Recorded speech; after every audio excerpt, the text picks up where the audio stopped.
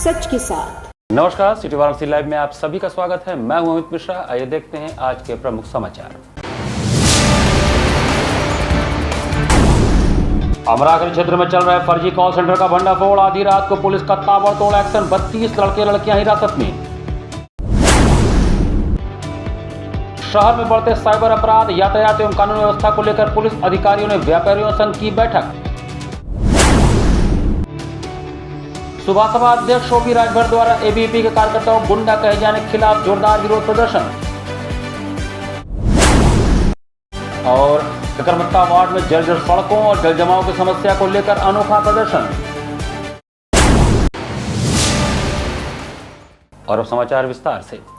बुधवार की रात साइबर जालसाजी गिरोह का पर्दाफाश करते हुए पुलिस ने अखरी अवलेशपुर में 32 लोगों को हिरासत में लिया। रोनिया थाना क्षेत्र के अखरी अवलेशपुर में बुधवार आधी रात करीब 12 बजे पुलिस ने एक बड़े साइबर जालसाजी गिरोह का पर्दाफाश किया।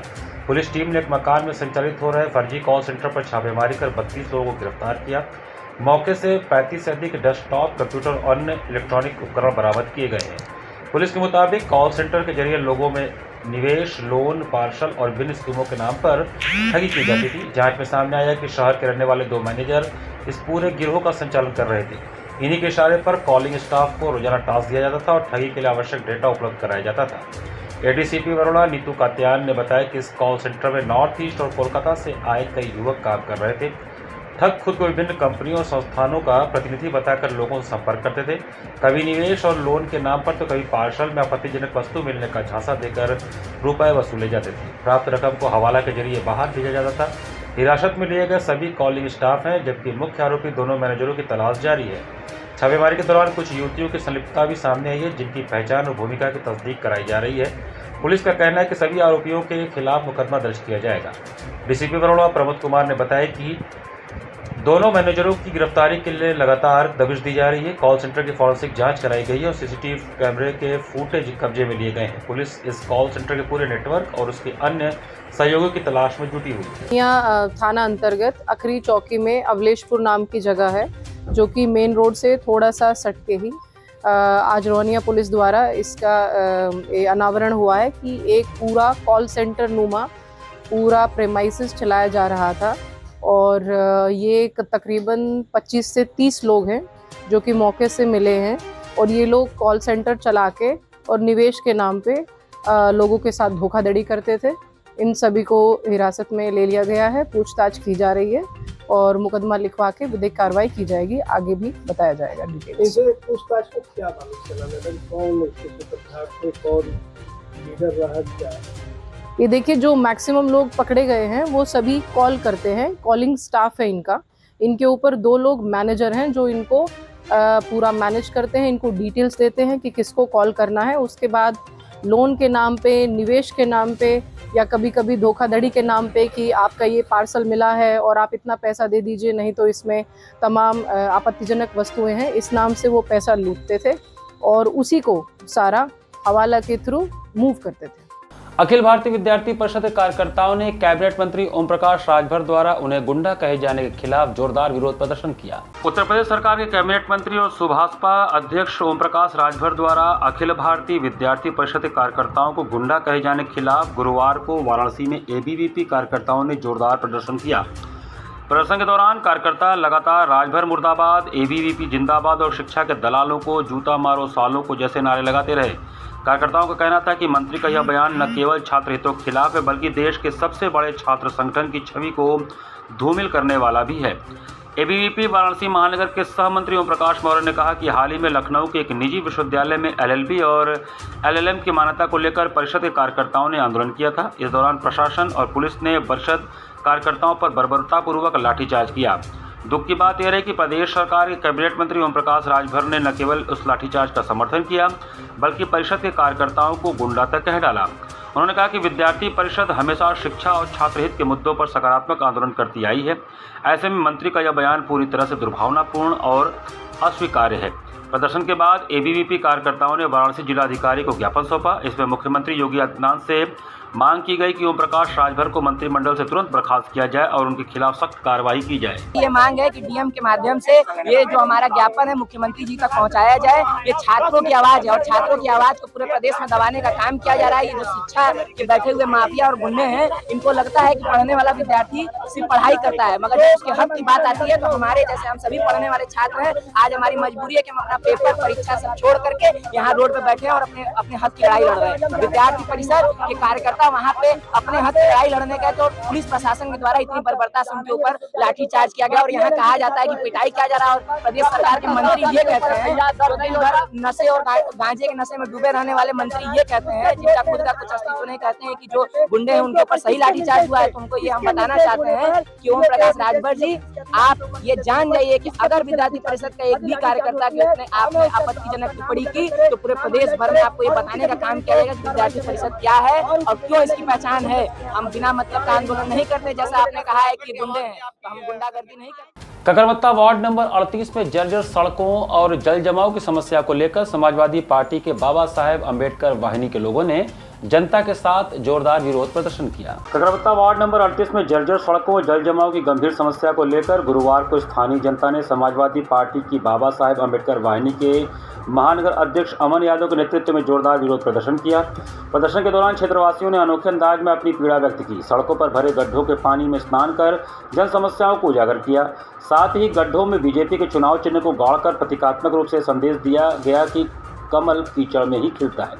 इस अवसर पर नेशनल इक्वल पार्टी की राष्ट्रीय अध्यक्ष महिला सभा वंदना सिंह ने चेतावनी दी कि यदि सड़कों और जल निकासी की समस्या का शीघ्र समाधान नहीं किया गया तो नगर आयुक्त कार्यालय के समक्ष धरना प्रदर्शन किया जाएगा। प्रदर्शन में अरुण यादव, संदीप यादव, अनुपम पांडे, नितिन प्रसाद, राजू यादव सहित कई कार्यकर्ता और स्थानीय नागरिक शामिल रहे। हर जगह जो है कि न जल निकासी का साधन है, न ही सड़कें हैं। जो सड़कें बनाई भी गई हैं वह सड़कें पानी जल जमाव के कारण करोड़ों रुपए की लागत से बनाई गई सड़कें ध्वस्त है। आज क्षेत्र की जनता डेंगू से परेशान है, मलेरिया से परेशान है इस जल जमाव से। लेकिन यहाँ के नगर आयुक्त साहब से लेके जोनल अधिकारी साहब से लेके क्षेत्र के पार्षद बीजेपी के, ब्रांच के मेयर बीजेपी के, यहाँ के क्षेत्रीय विधायक गठबंधन दल के हैं, एनडीए के सहयोगी दल के हैं सुनील पटेल जी, सब समझ लीजिए सिर्फ कागजों पर इन सबों का विकास है, जो जमीन पे कहीं नहीं है। आज क्षेत्रीय जनता त्रस्त होकर प्रतिदिन बच्चे, बड़े बुजुर्ग, माता बहनें आती जाती हैं, गिरती हैं, चोटिल होते हैं।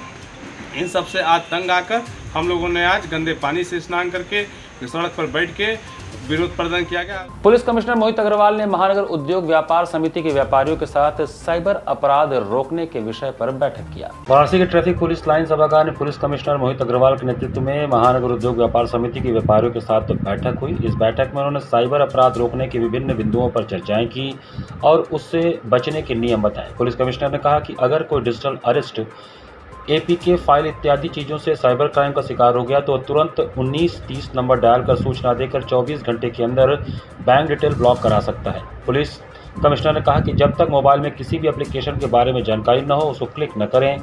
अगर कोई आपको कॉल करके डाटा निकाल करके निवेश के नाम पर धोखा देते हैं और आपको डिजिटल अरेस्ट करते हैं तो इसको तुरंत पुलिस से संपर्क कर जानकारी प्राप्त कर सकते हैं और डिजिटल अरेस्ट से और साइबर ठगी से आसानी से बच सकते हैं।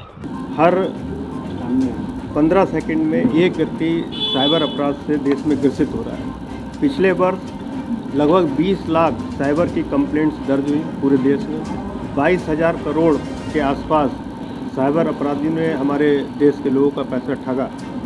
तो इन अपराधों से बचने के लिए सबसे पहले ज़रूरी है कि आम जनता को जागरूक करा जाए कि किस प्रकार के फ्रॉड ये साइबर अपराधी करते हैं, किस तरह से लोगों को हिप्नोटाइज करके उनको वो डिजिटली अरेस्ट कर लेते हैं।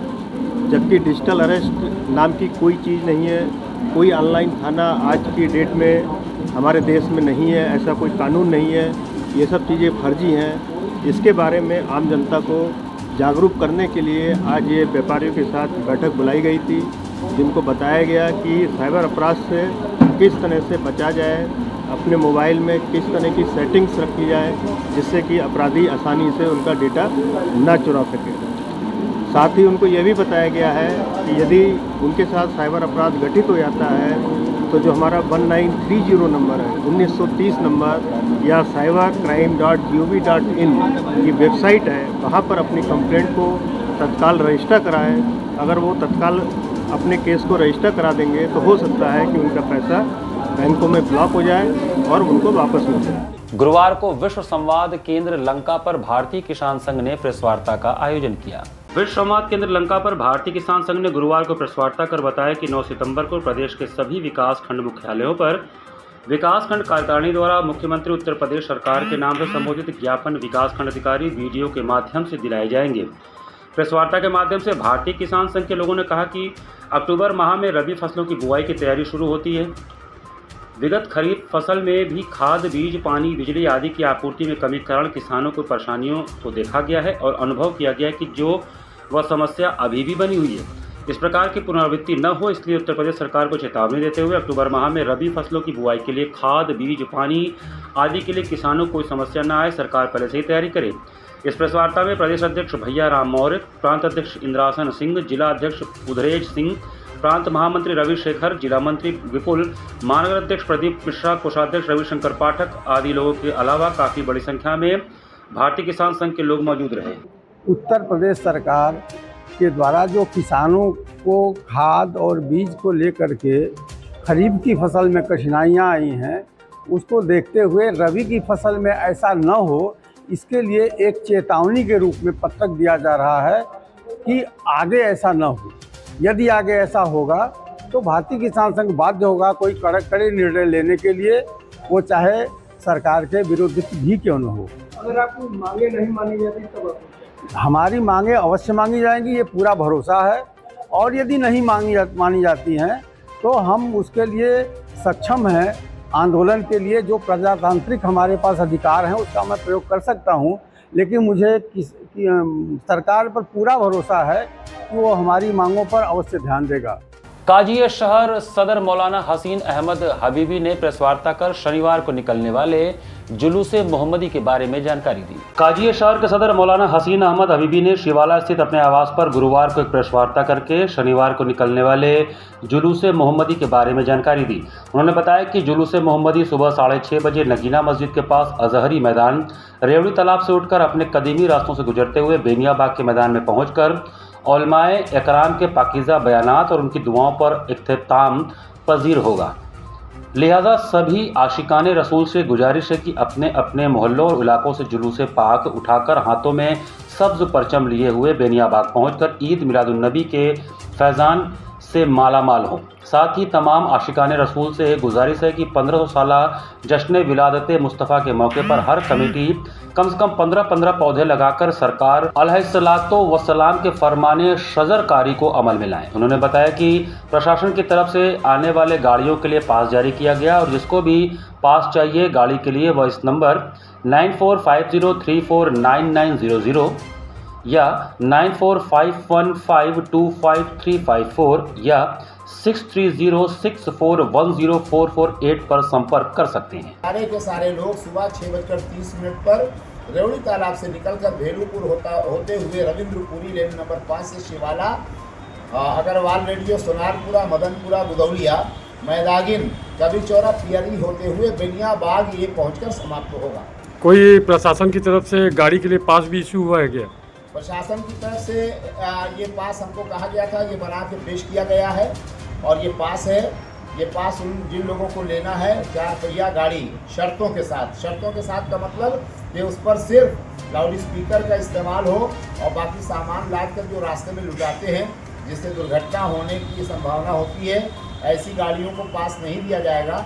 और जो लोग पास लेना चाहें, जिस गाड़ी पर लगाना है वो अपना गाड़ी का नंबर और आधार देकर ये हासिल कर सकते हैं। डॉक्टर सर्वपल्ली राधाकृष्णन जी के जन्मदिवस पर बाल विद्यालय माध्यमिक स्कूल डोमरी में हर्षोल्लास के साथ शिक्षक दिवस का आयोजन किया गया। गुरुवार को बाल विद्यालय माध्यमिक स्कूल डोमरी वाराणसी में डॉक्टर सर्वपल्ली राधाकृष्णन जी के जन्मदिवस के अवसर पर शिक्षक दिवस बड़े हर्षोल्लास के साथ मनाया गया।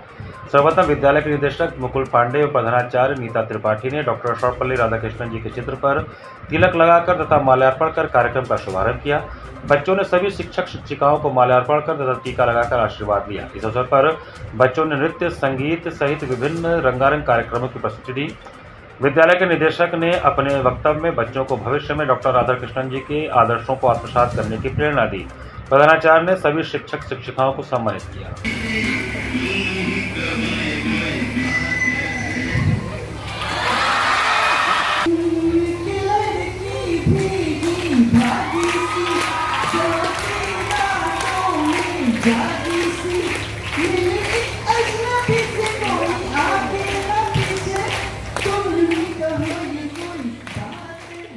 यहाँ पर वक्त तो चला छोटे से ब्रेक का। बने रहिए सिटी वाराणसी लाइव के साथ। वाराणसी लाइव, सच के साथ।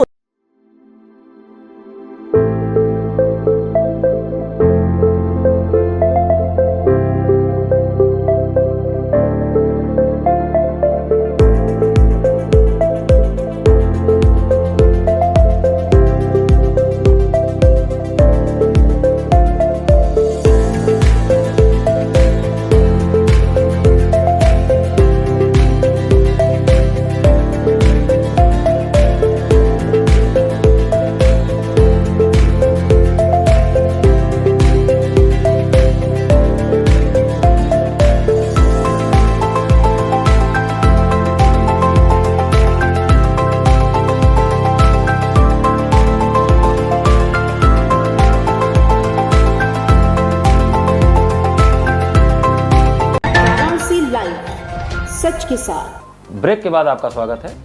केंद्रीय पूजा समिति काशी की एक बैठक बुधवार को डॉक्टर कालीनाथ बाबू के आवास पर हुई। बुधवार को केंद्रीय पूजा समिति काशी उत्तर प्रदेश की एक बैठक अगस्तकुंडा स्थित डॉक्टर काली बाबू के आवास पर हुई, जिसमें आगामी दिनों में दुर्गा पूजा उत्सव और काली पूजा उत्सव के संदर्भ में मूर्तियों का कुंड और तालाबों में विसर्जन रोके जाने के संदर्भ में उत्पन्न हुए असमंजस की स्थिति को स्पष्ट करने के लिए और लाइट सड़कों के मरम्मतीकरण और सुरक्षा व्यवस्था के संदर्भ में चर्चा केंद्रीय पूजा समिति के सभी प्रमुख अधिकारियों की उपस्थिति में हुआ, जिसमें अध्यक्ष तिलक राज मिश्रा, असित दास, अमर बोस, सूरज जायसवाल, संजय मुखर्जी, रवि पाल, दिलीप घोष, शशांक शर्मा, दिलीप श्रीवास्तव, राकेश गुप्ता, राकेश केशरी, विवेकानंद कसेरा, रविशंकर, दीपक राय कान्हा, संदीप सिंह, राहुल, पुरुषोत्तम पांड्या, संजय गुप्ता छोटू, शुभम सेठ, रजत सिंह, रवि विश्वकर्मा आदि लोग उपस्थित। जो पौराणिक कुंडों और तालाबों में विसर्जन पर एक रोक की सूचना आई है और नगर आयुक्त ने विचार मांगा है, हम लोगों से विचार करने के लिए कहा है कि आप लोग कोई विकल्प दें। तो उस नाते हम लोग यहाँ सब लोग बैठे हैं कि एक पर्यावरण की रक्षा करते हुए पर्यावरण दूषित न हो, जल सुरक्षित रहे, हमारा पर्यावरण सुरक्षित रहे, इस नाते हम लोग का भी एक कर्तव्य बनता है। और जहाँ पर जब कोई धमकी नहीं होती है तो हम लोग शक्ति की आराधना करते हैं, माँ काली की आराधना करते हैं, गणेश जी की आराधना करते हैं, जिसमें सारा दुर्गा जी की आराधना करते हैं, सब युद्ध ही लड़ रहे हैं लोग, तो हम लोग उन्हीं की आराधना करते हैं। तो हम लोग इस नाते जब हम लोगों से एक बहुत ही अच्छे से विचार ये पूछा गया है कि कोई जोर जबरदस्ती नहीं है, हम केवल प्रस्ताव पूछ रहे हैं, तो कुंडों में तालाबों में विसर्जन हम लोग कहाँ कर सकते हैं, कौन सा विकल्प दे सकते हैं, इसी पर हम सभी प्रमुख समितियाँ काशी की जो हैं और हमारे जो पदाधिकारी हैं सब लोग बैठे हैं और आपस में वार्ता कर रहे हैं। हम लोग ये बैठक करेंगे 7 तारीख को रविवार को सायंकाल 6 बजे से कबीर दुर्गा पूजा समिति में वार्ड नंबर 6 में। श्री राम तारका आंध्रा आश्रम में चल रहे 9 दिवसीय श्री गणेश नवरात्रि पर आयोजित वार्षिक प्रतियोगिता समारोह का समापन हुआ। श्री राम तारका आंध्रा आश्रम में चल रहे 9 दिवसीय गणेश नवरात्रि के अवसर पर आयोजित वार्षिक प्रतियोगिता समारोह आज उत्साहपूर्वक संपन्न हुआ। इस अवसर पर योग, चित्रकला, निबंध लेखन और सामान्य ज्ञान प्रतियोगिता का आयोजन किया गया, जिसमें बच्चों ने बढ़ चढ़कर भाग लिया।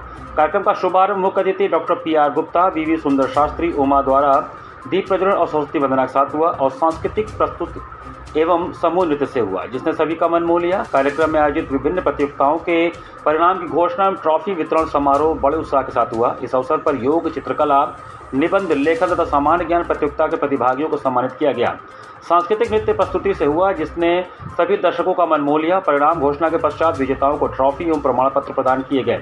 योग प्रतियोगिता में कक्षा 6 से 8 बालिका वर्ग में प्रथम स्थान आरुषि गुप्ता, द्वितीय स्थान प्रणति, तृतीय स्थान शिवांशी श्रीवास्तव, कक्षा 6 से 8 बालक वर्ग में प्रथम स्थान देवेश प्रामाणिक, द्वितीय स्थान शक्ति यादव, तृतीय स्थान अथर्व पांडे, कक्षा 9 से 10 बालिका वर्ग में प्रथम स्थान प्रियांशी मंडल, कक्षा 11 से 12 बालिका वर्ग में प्रथम स्थान मिली कुमारी। चित्रकला प्रतियोगिता में कक्षा 6 से 8 बालिका वर्ग में प्रथम स्थान तनुश्री बनर्जी, द्वितीय स्थान श्रीवृष्टि मिश्रा, तृतीय स्थान अदिति विश्वास और कक्षा 6 से 8 बालक वर्ग में प्रथम स्थान देवेश, द्वितीय स्थान आकाश वर्मा, तृतीय स्थान अंश यादव, कक्षा 9 से 10 बालिका वर्ग में प्रथम स्थान कृतिका सिंह, द्वितीय स्थान नैना यादव, तृतीय स्थान सुनंदा राय, कक्षा 9 से 10 बालक वर्ग में प्रथम स्थान देव बशक, द्वितीय स्थान श्रेयांश साहनी, तृतीय स्थान अर्घ देव, कक्षा 11 से 12 बालिका वर्ग में प्रथम स्थान से नंदिनी, द्वितीय स्थान आनंदी गुण, तृतीय स्थान स्वाति पांडे, कक्षा 11 से 12 बालक वर्ग में प्रथम स्थान विशाल प्रजापति, द्वितीय स्थान प्रतीक रॉय, तृतीय स्थान कार्तिक।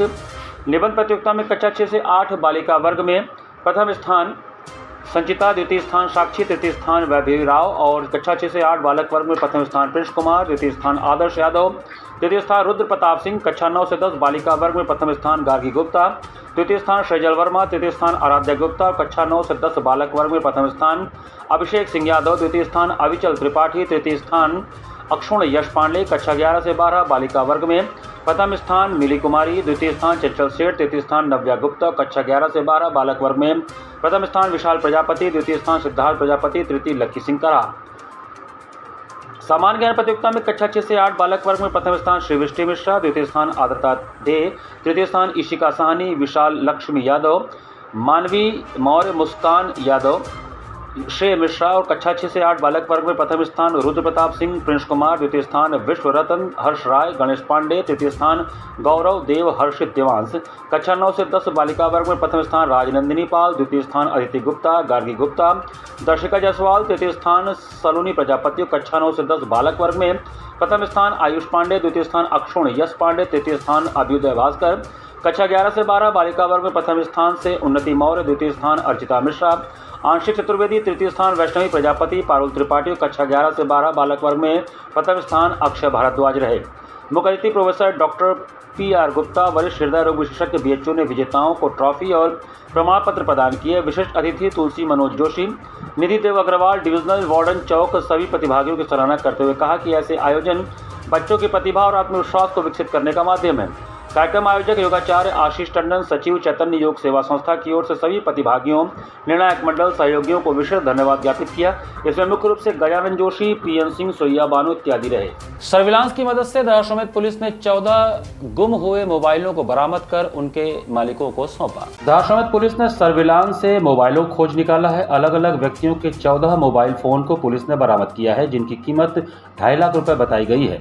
दहाड़ पुलिस ने सर्विलांस की मदद से इन फोनों की बरामदगी की और गुरुवार को उनके मालिकों को थाने बुलाकर उनके मोबाइल फोनों को उनके सुपुर्द कर दिया गया।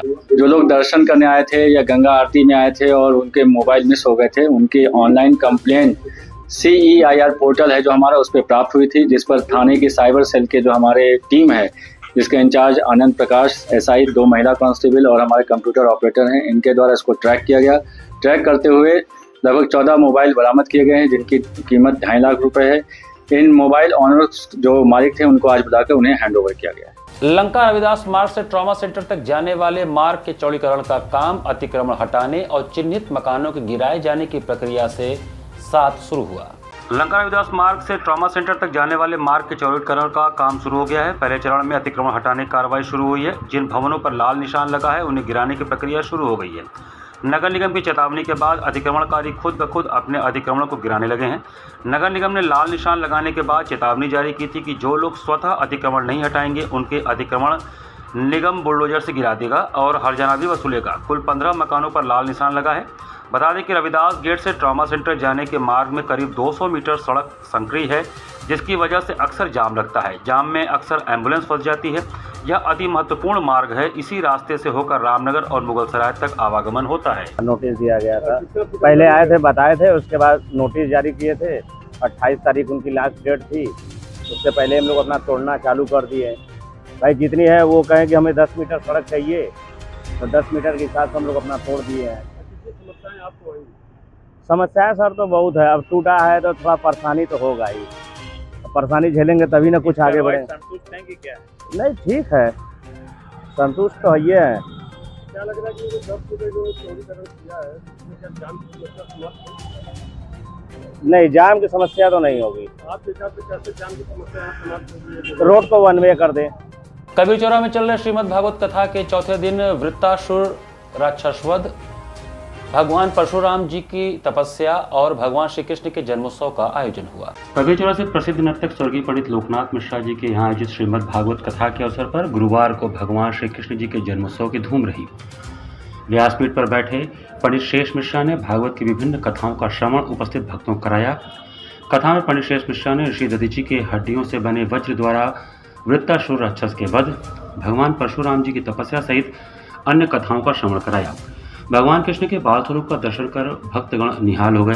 संपूर्ण कथा के दौरान भोलानाथ मिश्रा, दीनानाथ मिश्रा, ध्रुवनाथ मिश्रा, श्रीमती मीनाक्षी मिश्रा, श्रीमती शोभा मिश्रा, श्रीमती माला मिश्रा, श्रीमती करुणा मिश्रा, दिलीप यादव सहित तमाम भक्तगण उपस्थित रहे। तो उससे बड़ा जो है भाग्यशाली कोई और नहीं।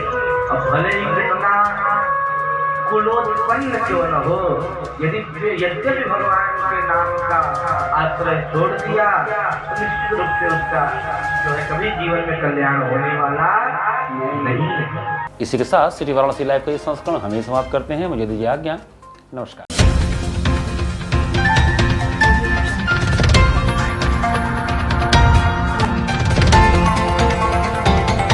वाराणसी लाइव, सच के साथ।